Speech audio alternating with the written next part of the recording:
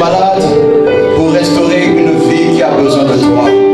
Seigneur, nous avons entendu des témoignages combien émouvants, mais une seule chose, nous voulons vivre notre témoignage.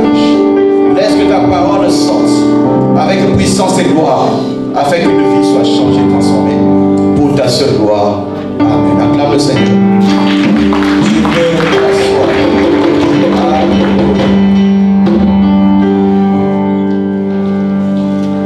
Bienvenue dans la présence de Dieu. Bienvenue à la mission Vie et Témoignage.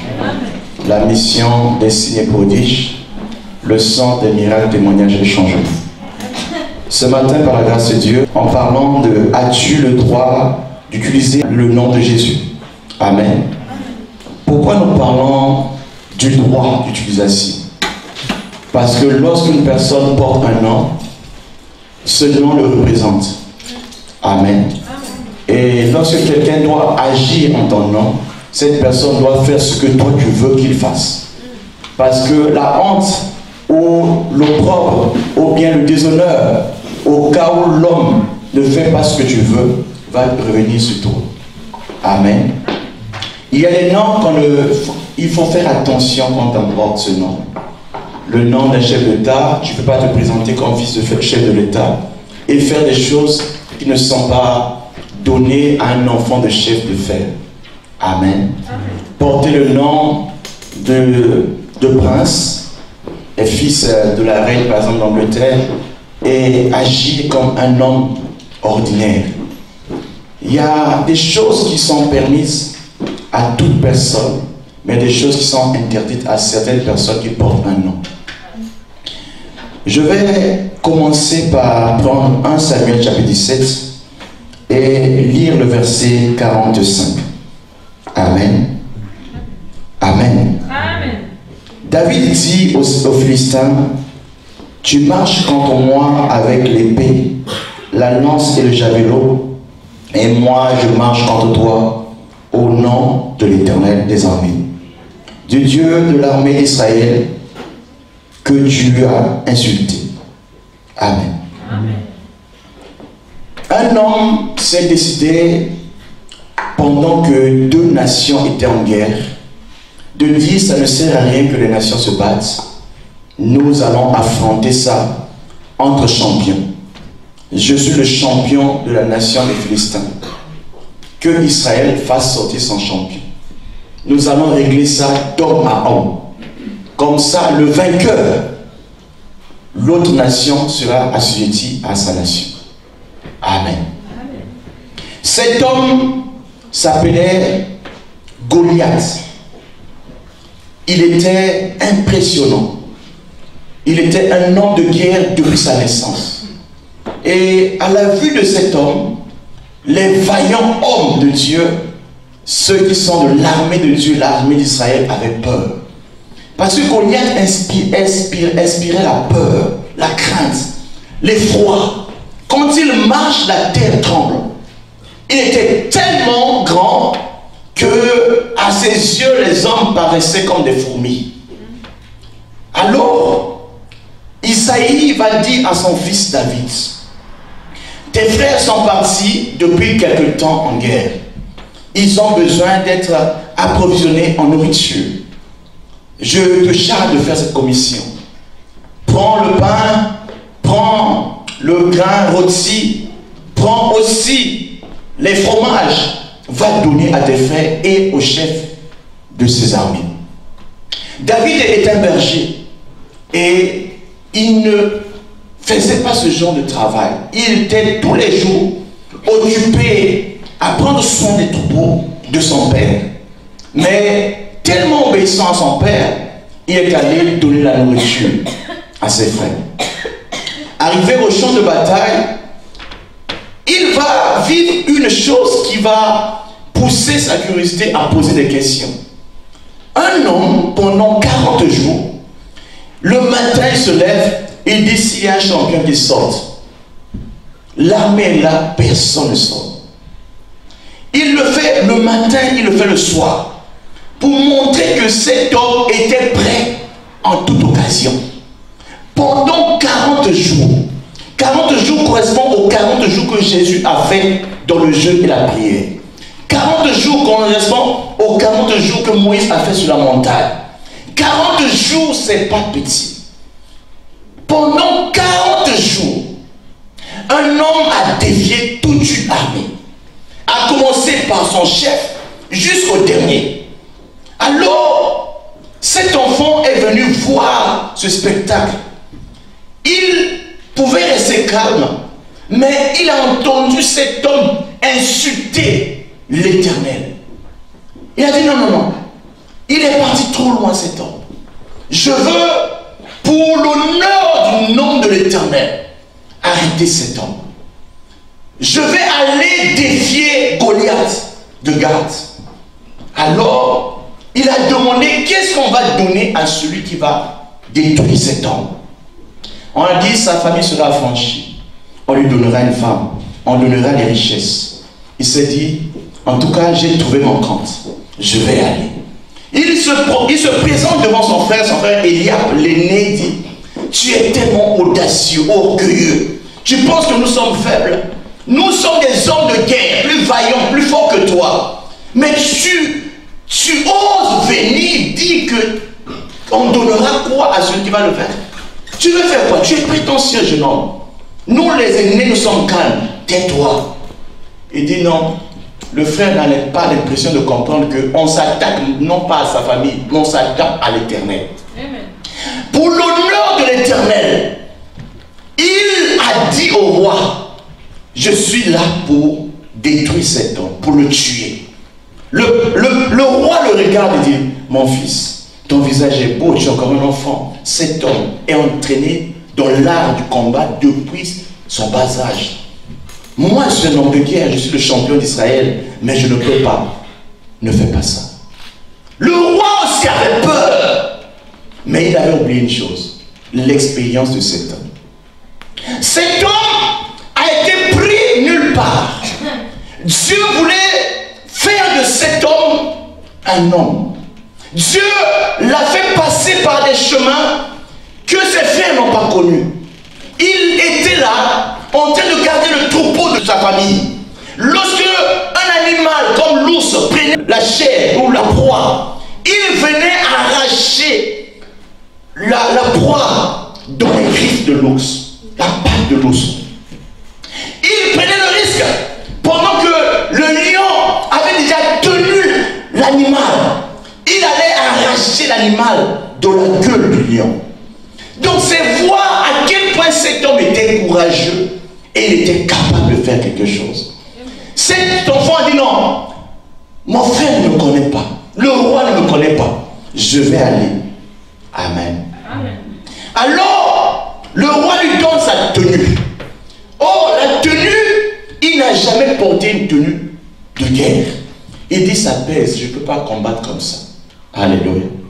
Il est reparti à l'ancienne manière. Il a utilisé une fronde avec 5 pierres dans la gibecière. Il est parti pour affronter Goliath avec le bâton et avec la fronde. Goliath le voit de loin et dit, mais attends, Israël n'a pas trouvé un homme. C'est un enfant qu'on envoie. C'est insultant. Je peux me battre avec un enfant. Le combat n'a pas de sens, c'est inégal. Je peux me battre avec un enfant, quand même. Trouvez-moi un homme. Il dit, l'homme c'est moi. Ce matin, je veux te dire, l'homme c'est toi. Amen. La femme c'est toi. Amen. Qui va élever le défi de porter le nom de Dieu. Amen. Alors, il dit, tu m'insultes au nom de tes dieux.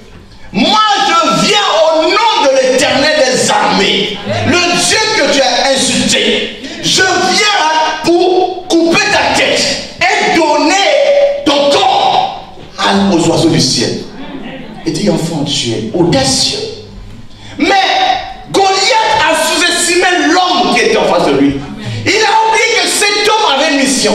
Il venait au nom de l'Éternel des armées. Le Dieu qui n'échoue jamais dans le combat. Sabaoth est son nom. Il est venu au nom de Sabaoth. Il est venu au nom de Elion. Il est venu au nom de Hachem. Il est venu au nom de celui que j'appelle le capable.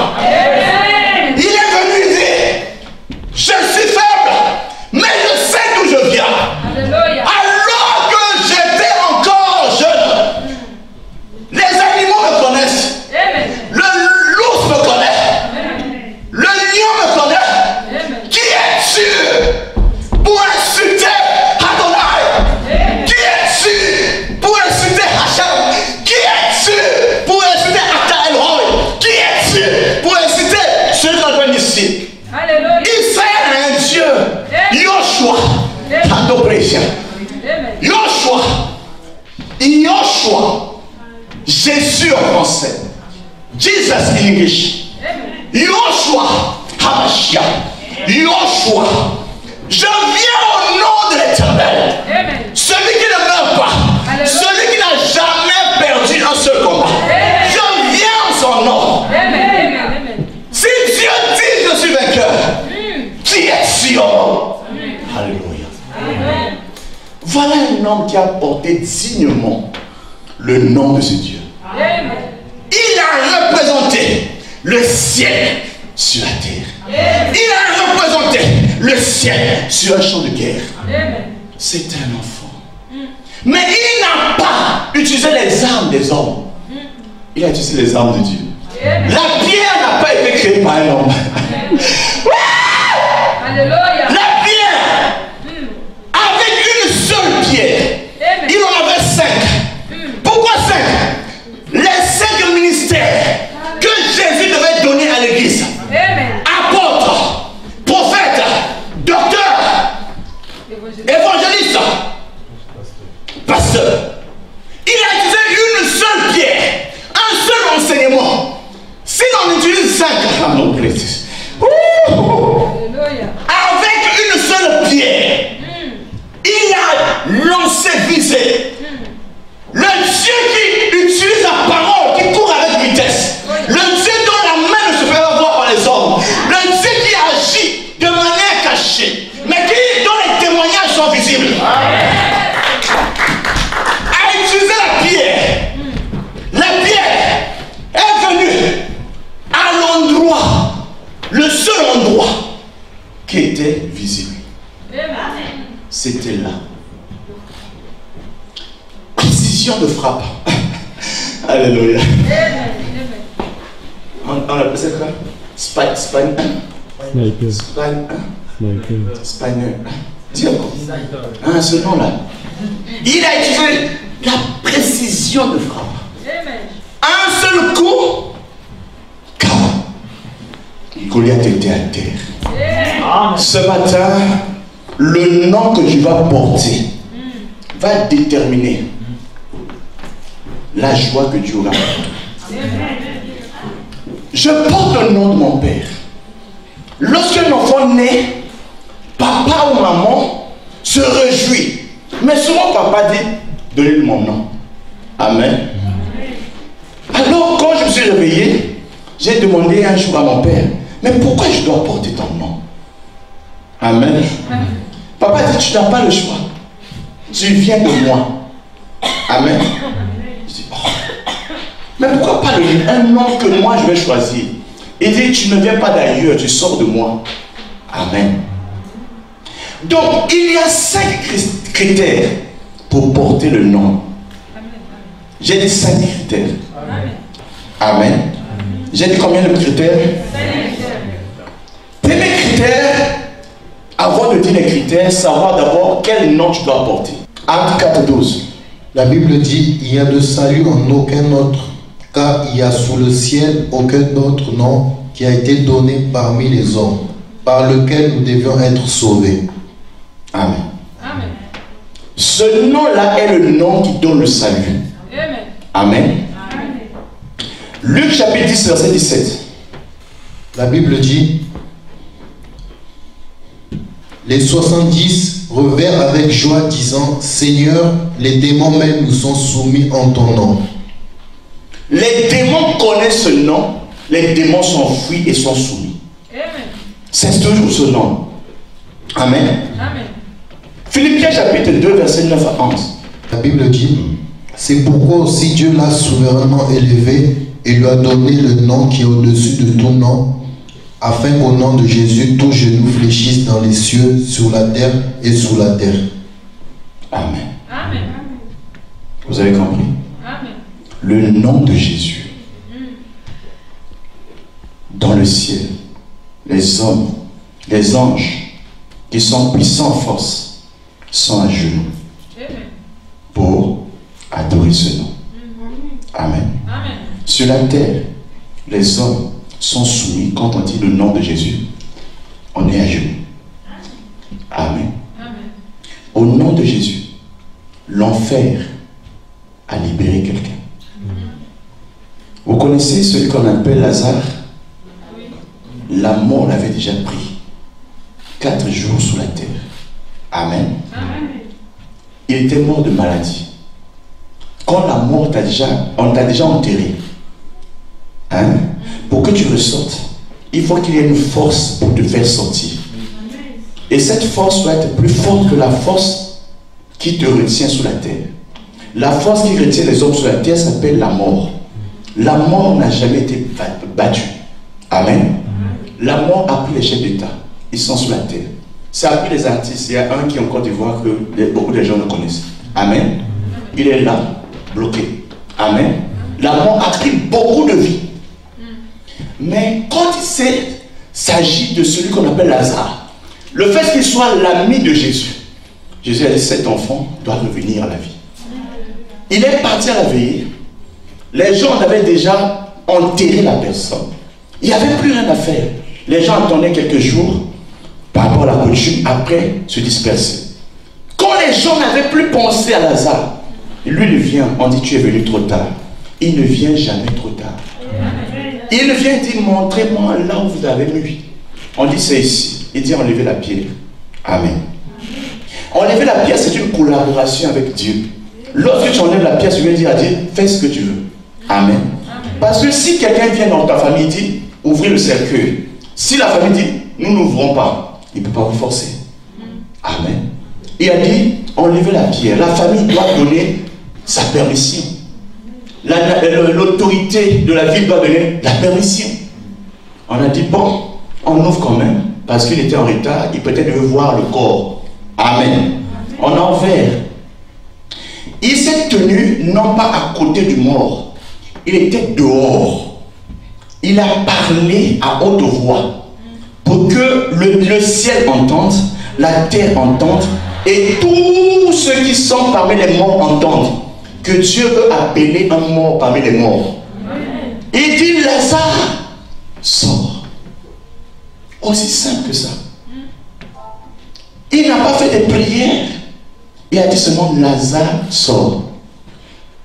Le mort qui était mort depuis 4 jours a entendu la voix de celui dont moi je veux porter le nom, toi tu veux porter le nom. Il a dit, me voici. Amen. Amen. Il dit, est-ce que quand il vivait, il avait des bandes? Enlevez les bandes. Déliez-le et laissez-le aller. Ce matin, je veux te dire une chose. Les chaînes qui avaient bloqué ta vie seront enlevés aujourd'hui. Les liens qui avaient bloqué ta vie seront déliés ce matin. Quelle que soit la place où on t'avait placé, au nom de Jésus, ton genou fléchit. Dans le nom de Jésus-Christ. Même s'il y a un programme, on a dit la fin de l'année ne va pas arriver. Les autres vont manger, mais lui, ça va s'arrêter le 31. J'ai dit le 31 décembre, tu vas dépasser. Tu verras 2020. Tu ne verras 2022. Tu verras 2023.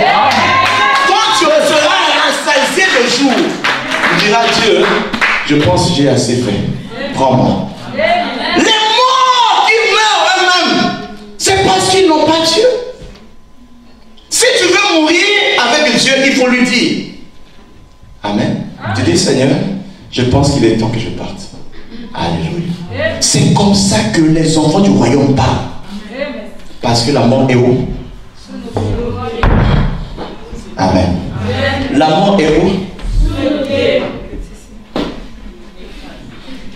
Amen. La mort est où?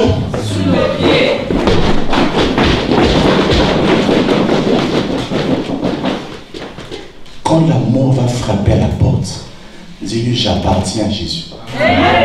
Ce nom-là, quand ma fille a crié Jésus, celui qui tenait le coup, l'a laissé.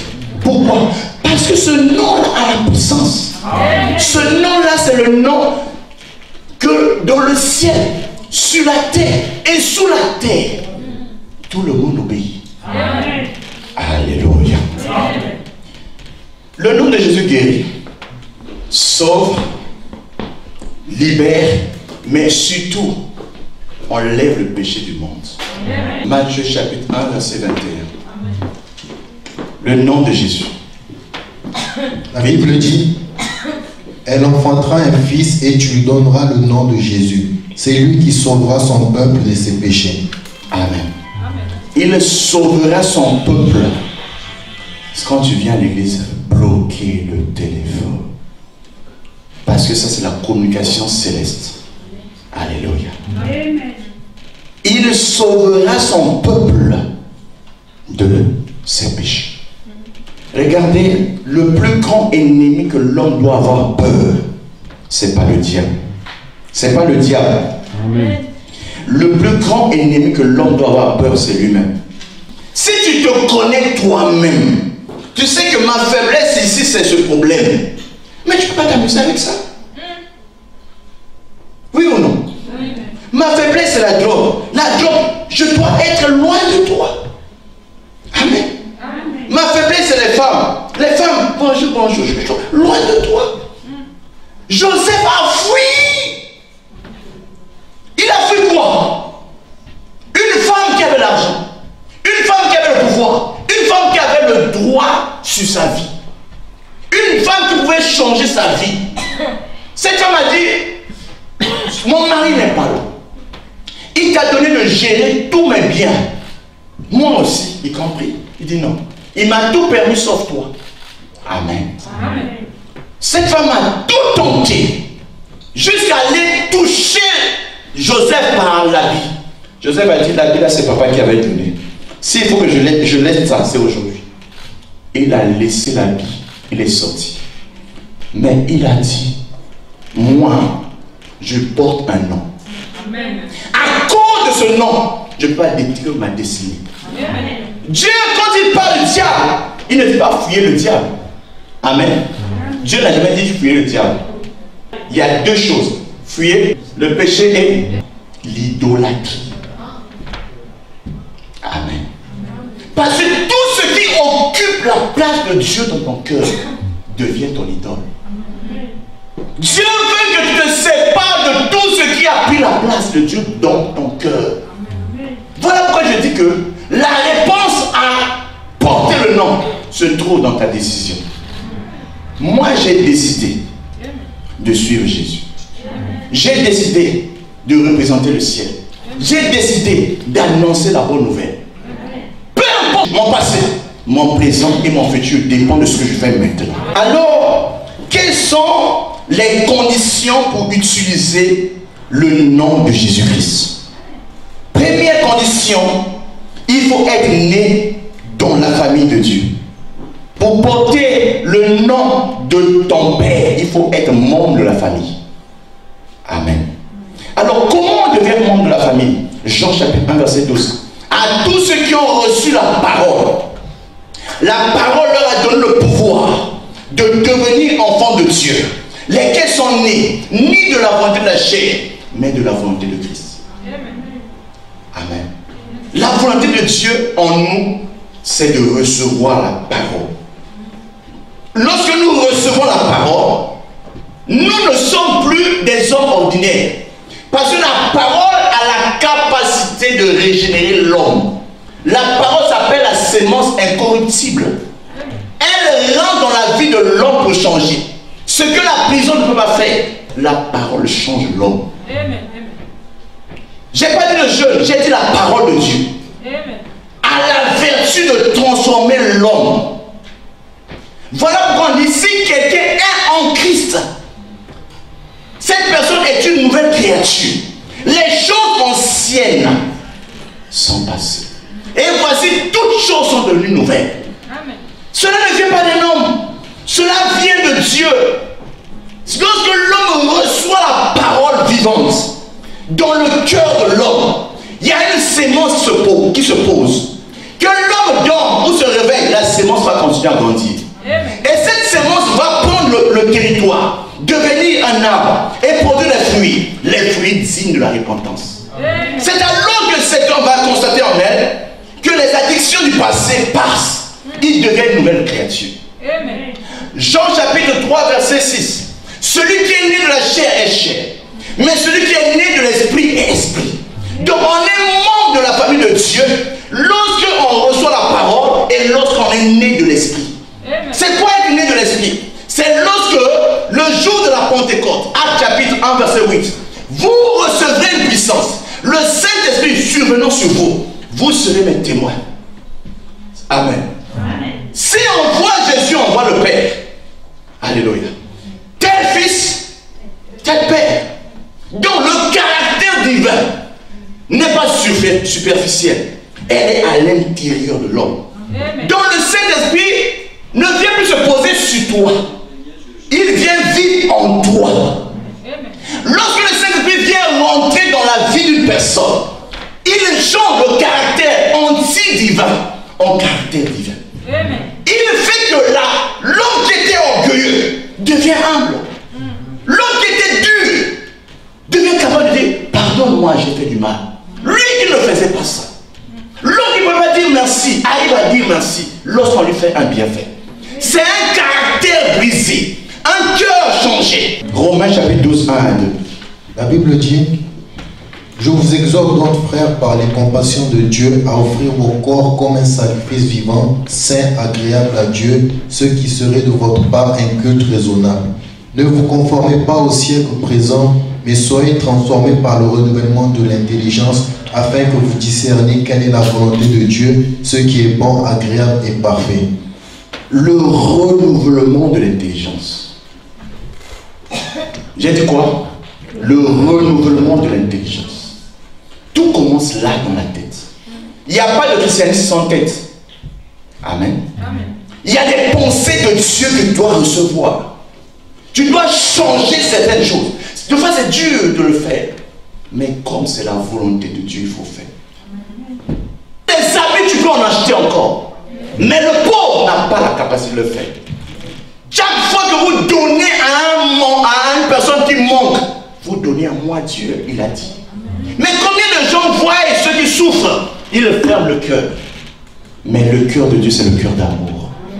Donc il faut être d'abord toi-même guéri à l'intérieur, délivré de tes égoïsmes pour que tu puisses donner. Car Dieu a tant aimé le monde qu'il a donné son Fils unique afin que quiconque croit en lui ne périsse point, mais qu'il ait la vie éternelle.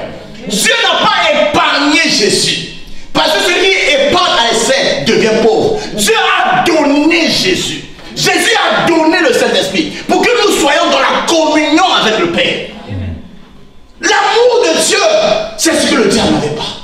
Je veux que l'amour de Dieu soit en toi, produit par le Saint-Esprit. Parce que les choses cachées sont révélées à ceux qui aiment Dieu. 1 Corinthiens 2, verset 9. Dieu nous donne des choses que les hommes ne peuvent pas voir. Ce qui n'est pas monté au cœur de l'homme, ce que l'oreille n'a pas entendu, ce sont les choses que Dieu donne à ceux qui l'aiment. As-tu de l'amour pour Dieu? Ça se manifeste par tes actes. Les actes ne mentent pas. Amen. Lorsqu'une personne t'aime, il peut tout donner pour toi. Il peut tout abandonner pour toi. Il n'a pas de deuxième solution. Il n'a pas de face A et de face B. Il vit à nu devant toi. Voilà pourquoi Dieu m'a tellement donné que j'ai décidé de lui donner mon âme. J'ai décidé de lui donner ma vie. J'ai décidé de lui donner mon temps. J'ai décidé, pendant que je suis vivant, de le faire. Deuxième chose importante, après cette membre de la famille de Dieu, il faut ensuite être baptisé en Christ. Baptisé en Christ pour utiliser le nom de Jésus-Christ. Ça veut dire quoi? Acte 2, 38. La Bible dit: Pierre leur dit: répentez-vous et que chacun de vous soit baptisé au nom de Jésus-Christ pour le pardon de vos péchés et vous recevrez le don du Saint-Esprit. Soit baptisé au nom de Jésus. Pas au nom du Père, du Fils et du Saint-Esprit. Au nom de qui? Est-ce qu'il y a une différence d'être baptisé au nom du Père, du Fils et du Saint-Esprit et être baptisé au nom de Jésus-Christ? Il n'y a pas de différence. Parce que lorsque Jésus donnait l'ordre, il dit: allez faire de toutes les nations des disciples, baptisez-les au nom du Père. Le nom n'est pas au pluriel. Oui ou non? Du Fils n'est pas au pluriel. Du Saint-Esprit n'est pas au pluriel. Le Père, le Fils et le Saint-Esprit sont un. Dieu veut te faire rentrer dans la communion avec lui. Et le seul nom que Dieu a révélé à cette génération, c'est le nom de Jésus-Christ. Parce que le nom de Jésus-Christ, ou Jésus-Christ, est le médiateur de la nouvelle alliance, par laquelle nous ne donnons plus de taureaux, mais lui-même était sacrificateur et agneau. Il a donné sa vie pour que nous ayons la vie de Dieu. Jésus est devenu le sacrificateur de la nouvelle alliance, laquelle n'est pas faite par les bœufs. L'alliance de Dieu est faite sur le sang de Jésus-Christ. Voilà pourquoi nous avons vaincu le diable par le sang de l'agneau et par la confession de notre bouche. Donc, en étant baptisés en Christ, nous devenons comme lui. Nous devenons semblables à lui. On peut te baptiser au nom du Père, du Fils et du Saint-Esprit, tout comme on peut te baptiser au nom de Christ. C'est la même chose. Alléluia. Amen. Ce baptême te confère le droit légal de dire que Dieu me connaît. Parce que le jour de ton baptême, il faut qu'il y ait un signe venu du ciel. Lequel? Le ciel s'est ouvert et une voix s'est fait entendre. Celui-ci est mon Fils unique, en qui j'ai mis toute mon affection. Dieu a libéré l'ange, la colombe qui est venue se poser là.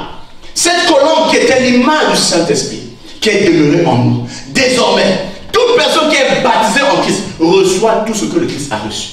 Ce matin, je veux te dire une chose. Parce qu'en étant baptisé en Christ, tu es aussi devenu capable d'utiliser le nom de Jésus-Christ. Alléluia. Acclame Jésus. La troisième chose importante, pour aller vite, il faut recevoir le droit de pouvoir utiliser ce nom. Et ce droit n'est donné que par le Saint-Esprit. Actes chapitre 3, verset 6 et Actes chapitre 3, verset 16. Je n'ai pas de l'or, je n'ai pas d'argent. Ce que j'ai, je te donne. Lève-toi au nom de Jésus-Christ et marche. Le mendiant s'attendait à ce qu'on lui donne l'argent. Mais Pierre, revêtu de la puissance du Saint-Esprit, a dit, je n'ai pas ce que je cherche, mais j'ai plus que ce que tu cherches. Dieu nous donne au-delà de ce que nous demandons ou pensons. Pierre a donné au mendiant qui était devant la porte de l'église Jésus-Christ. Lorsque le mendiant a reçu le nom de Jésus-Christ, il s'est levé, il a couru, il a sauté, il est rentré dans l'église. Ça veut dire que Dieu te délivre pour que tu le serves. Dieu te délivre pour que te retirer dans le monde, dans la pauvreté, pour te faire rentrer en Christ, où il y a toutes choses. Jésus-Christ est la réponse à nos prières. Alléluia. La quatrième chose importante, il faut être ambassadeur de ce nom. L'ambassadeur représente l'État dans l'État voisin. Marc chapitre 16, verset 17. Voici les signes qui accompagneront ceux qui auront cru en mon nom. Ils imposeront les mains aux malades et les malades seront guéris. Ils chasseront les démons. Oui ou non? Amen. Donc, lorsque tu es ambassadeur de ce nom, tu représentes le royaume de Dieu sur la terre. Aucun démon ne peut s'amuser avec toi. Aucun sorcier, marabout, vaudou, qui que soit, peu importe son nom, ne peut s'amuser avec le royaume. Parce que lorsque tu es ambassadeur du royaume, tu portes la puissance de l'évangile.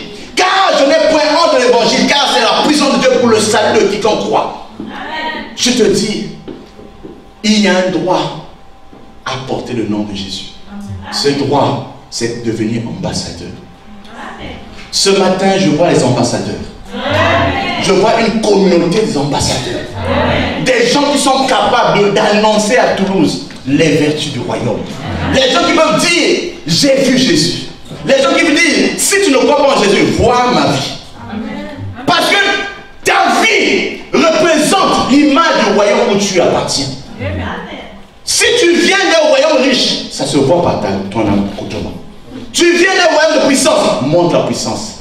Ce sont les gages avec lesquels nous présentons nos lettres de créance dans les pays où nous passons. Il dit, vous le reconnaissez à ceci. Ils imposeront les mains aux malades. Les malades seront guéris. En mon nom. Non pas en leur nom. J'ai dit en mon nom.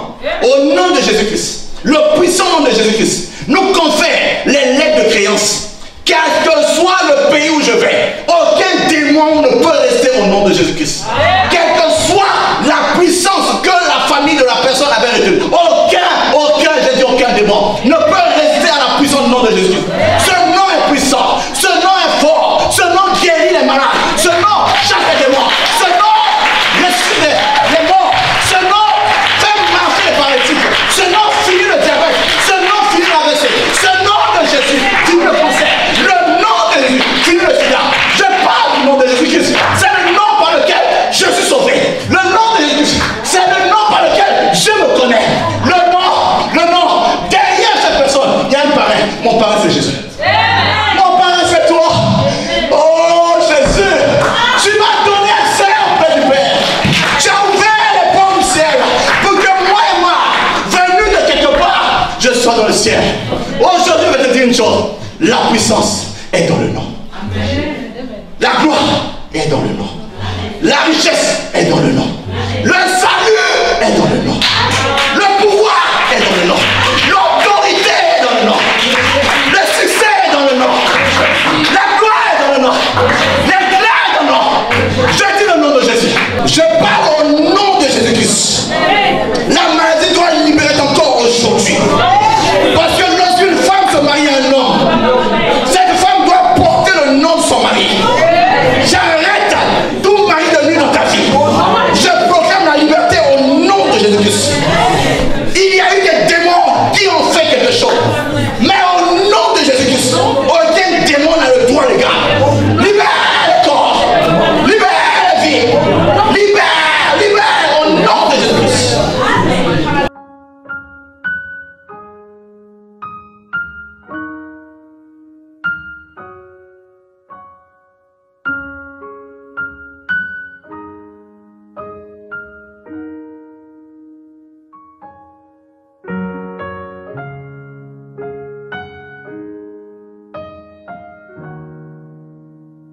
Thank you.